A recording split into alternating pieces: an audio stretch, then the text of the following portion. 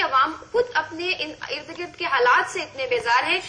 فی الوقت ہم بات کرتے ہیں. ہمارے ساتھ زید حامد صاحب لائن پر موجود ہیں. السلام علیکم زید صاحب, رائل نیوز میں خوش آمدید. وعلیکم السلام, اور آپ کو پاکستان کا یوم آزادی. آپ کو بھی بہت بہت مبارک ہو رائل نیوز کی جانب سے, ہمارے تمام ناظرین کو. زید صاحب, 64 سال ہو گئے پاکستان کی آزادی کو, لیکن آج بھی صورتحال وہی کی وہی ہے کہ اگر ہم ایک اپنے ساتھ ہونے والی کسی سازش کا مقابلہ نہیں کر سکتے. ایک تو سیلاب آ گیا بارشوں سے, 2 جگہ پر بھارت نے خود پانی چھوڑ دیا. کابل پر بیاس جو اتنے عرصے سے سوکھا پڑا تھا, اس قدر آسان ہے پاکستان پر جو ہے کسی بھی قسم کا اٹیک کر دینا. پہلے ہی آفت زدہ وہ علاقے ہیں, وہاں پر مزید بھارت نے مل کر افغانستان سے یہ سازش بھی شروع کی, پانی چھوڑ دیا, سیلاب جو ہے وہ اس میں مزید تباہ کاریاں پھیلائیں. آخر کیا کر رہا ہے پاکستان؟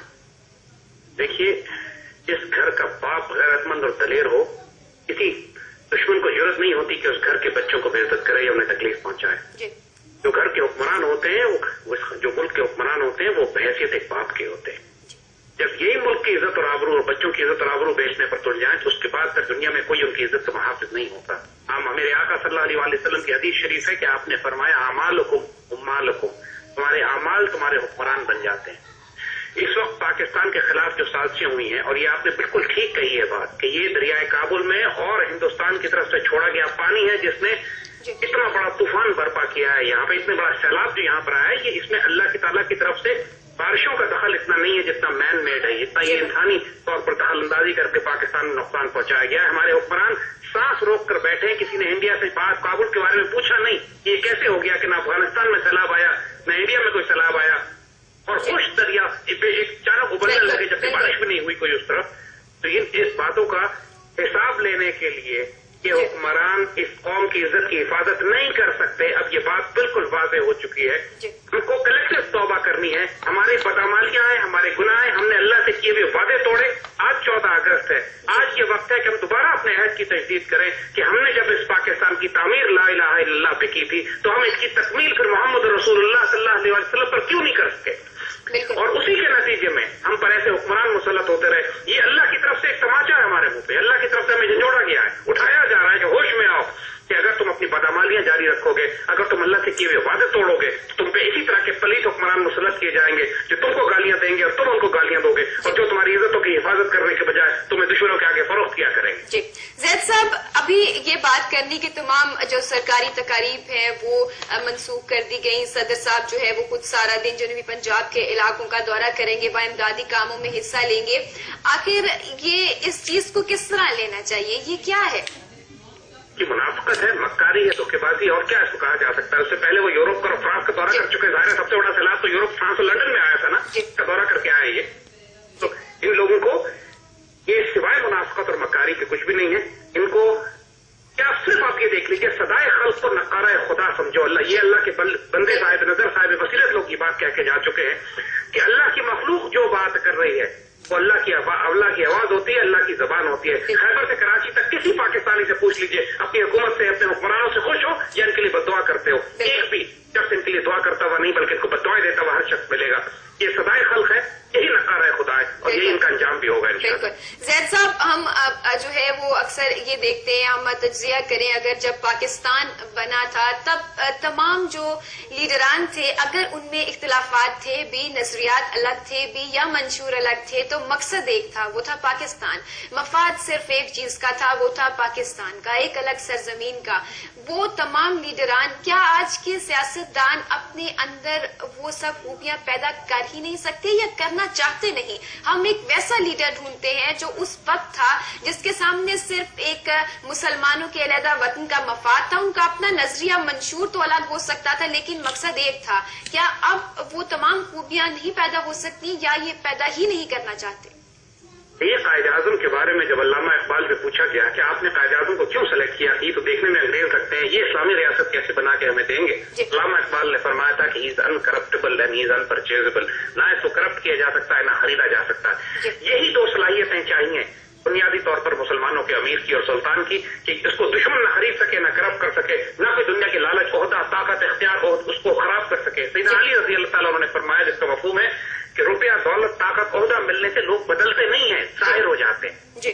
जो उनकी असलियत होती है वो सामने आ जाती है। तो बात यही है कि इनकी असलियत हम देख चुके हैं, ये दीनी तरबियत है, न रूहानी तरबियत है, न इनका तज़किया हुआ है और न ही इनका ज़र्फ इतना है कि इख्तियार और ताकत इनके हाथ में आए कि आपे से बाहर ना हो जाए। इनको तो अल्लाह ताला ने छप्पर फाड़ के दिया है और ये आपे से बाहर हो गए और यही इनकी आजमाइश है कि आगे को एक एक पाई का एक एक वक्त का जो उन्होंने महलों में गुजारे हैं वो कुरान वक्त की हैसियत से इसका हिसाब इतना सख्त देना पड़ेगा। इनके नजदीक तो आखिरत है ही नहीं, इनके नजदीक तो ना अल्लाह ताला नाउज़ुबिल्लाह ने आखिरत सजानी है, न जन्नत है, न दुनिया आखिरत है, ना कोई दोज़ख का मामला है।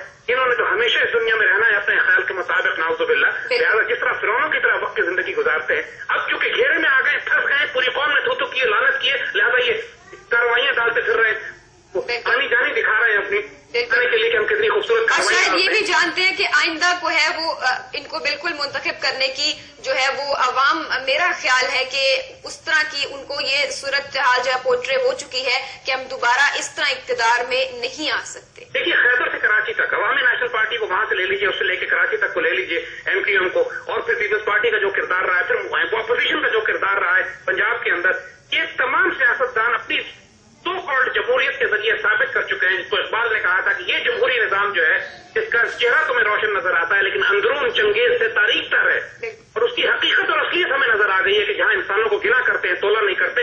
ये कौम को दोबारा हिमाकत नहीं करनी चाहिए कि इस जैद साहब, हम यही कौम की बात आई, हम यहाँ ये बात करते हैं। पहले हम ये बात करें कि बेजार तो हो चुके हैं, मुश्किलात में है, दुश्वारियों में है, रोजमर्रा मामूलात मुतासिर हैं, जो जिंदगी गुजारने का एक बेसिक कॉन्सेप्ट है वही हमारे एक आम शहरी में जो है इंतहाई मुश्किल हो चुका है।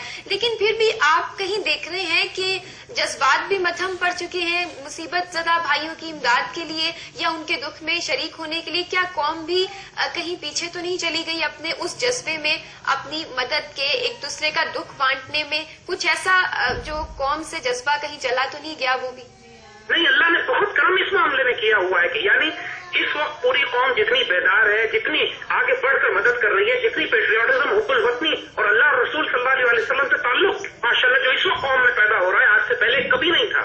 पाकिस्तान की नौजवान नस्ल माशाल्लाह बेदार होकर अल्लामा इकबाल को जिंदा कर रही है, तकमील की बात कर रही है।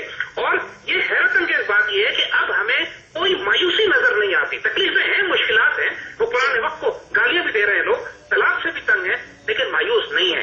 और एक माशाल्लाह ये बात कि मौज उठे या आंधी आए, दिया जलाए रखना है। बिल्कुल। और ये अल्हम्दुलिल्लाह ये जज्बा इस मुल्क में, कौम में इतना भरपूर उठा है। इस मर्तबा हमको हजारों SMS पहुंचे हैं पूरी दुनिया से माशाल्लाह बच्चों के सर हौसले से हम साथ हैं, आपके इस पाकिस्तान कौम के साथ हैं, और हम कभी इंशाल्लाह इस पर्चे में सब सलाली पर्चों को नीचे नहीं गिरने देंगे।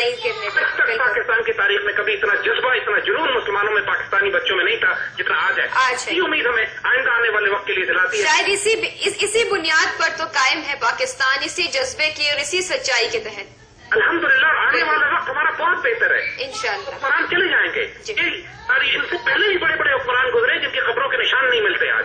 तो अल्हम्दुलिल्लाह इनकी फिक्र न करें, अपने हौसले को बुलंद रखें, परचम बुलंद रखें। और आज भी 14 अगस्त हजारों बच्चे घरों से निकले हुए हैं पाकिस्तान का परचम लेके सलाफज़दागान की मदद करने के लिए। माशाल्लाह ये जज्बा कायम है, ये मिल्लत कायम है, ये उम्मत कायम है। आने वाले वक्तों में एक शानदार मुस्तकबिल हमारा मुंतज़िर भी इंशाअल्लाह। बहुत शुक्रिया ज़ैद हामिद साहब, रॉयल न्यूज़ से गुफ्तगू